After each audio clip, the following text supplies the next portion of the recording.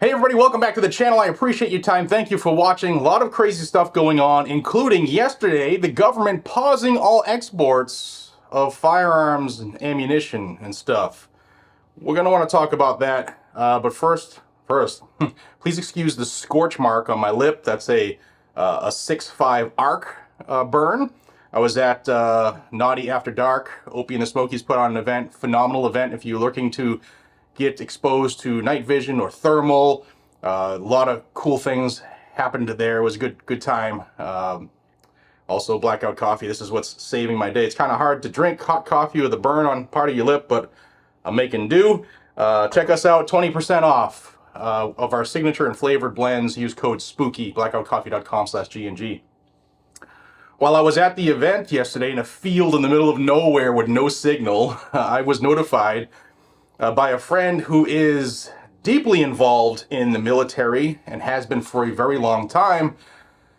Gave me a heads up, and I have something I want to share with you. I'm going to read right from it. I am not going to have any assumptions. I'm going to read what has been put out. This is from the U.S. Department of Commerce, the Bureau of Industry and Security. And it says, effective immediately, the U.S. Department of Commerce, the department, is pausing for approximately 90 days the issuance of new export licenses involving certain firearms, related components, and ammunition under its jurisdiction, and the provision of new export assistance activities for such products to all non-governmental end users worldwide, apart from those in certain destinations.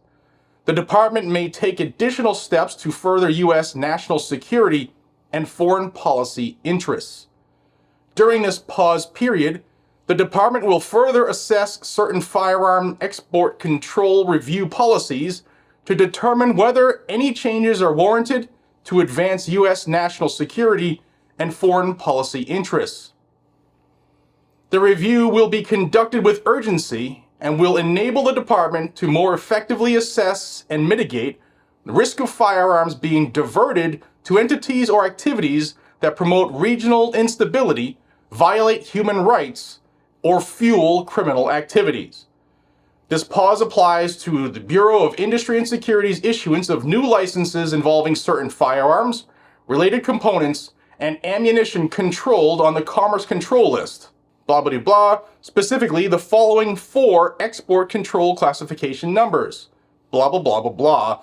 That are destined for non-governmental end users worldwide, apart from those located in Ukraine, Israel, or country in Country Group 1 of the WAPS. Consistent with the above, the Department's International Trade Administration, Global Markets, and U.S. and Foreign Commercial Service is pausing acceptance of new requests for export assistance, fee or non-fee based, for firearms and ammunition to non-governmental end users worldwide, apart from those located in Ukraine, Israel, and Country Group A1. The ITA pause applies to semi-automatic and non-automatic firearms, shotguns and receivers, frames, and ammunition.